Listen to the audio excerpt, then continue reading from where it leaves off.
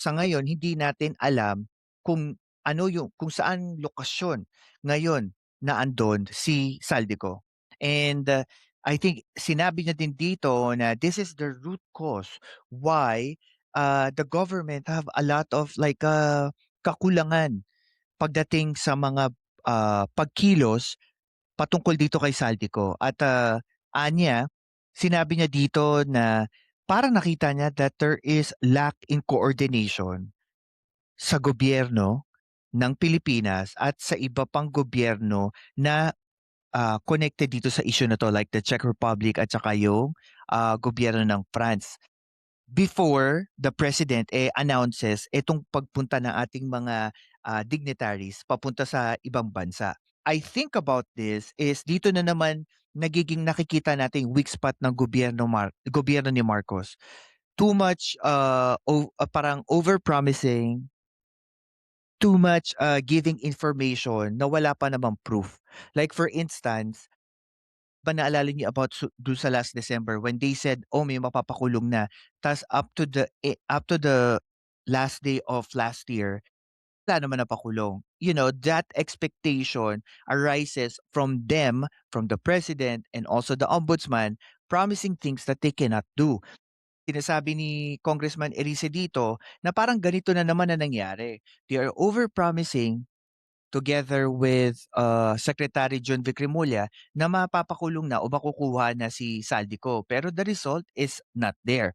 Ang aking palagay dito, lagi ko namang sinasabi, I think ang taong bayan naman, even you guys, listening to me right now, I think we don't care papaano mo makukuha si Saldico. Ang importante makuha mo si Saldico para humarap siya sa mga isyung kinakaharap niya. Kasi at the end of the day, we don't care kung papaano siya makakapunta dito kasi ang tagal niya nang nawala, eh. Ah, ang dami ng mga Ah, ang dami ng na mga isyung bumabalot sa flood control, project and kailangan na talaga and even kailangan na talaga masagot 'yun, eh. Kaso kung hindi mo naman mapapunta si Saldico and then ang nakapagpagulo pa ng kuwento is yung recent video ni former Speaker Romualdez when he said na dun sa mga katagang hindi lang ako mag-isa ang babagsak at meron akong alam sa mga nangyayari. 'Di ba, it raises a lot of questions na ano pa ba yung alam ng dating speaker? Sino pa ba yung involved? Sino pa ba yung hindi natin, napag-uusapan? So lumalaki na lumalaki yung questions, parang ano 'to, hindi na ba matatapos? Ano 'to, parang teleserye, lagi nating hinahanap yung pinakabida, 'di ba, or hindi mamatay-matay yung bida, 'di ba?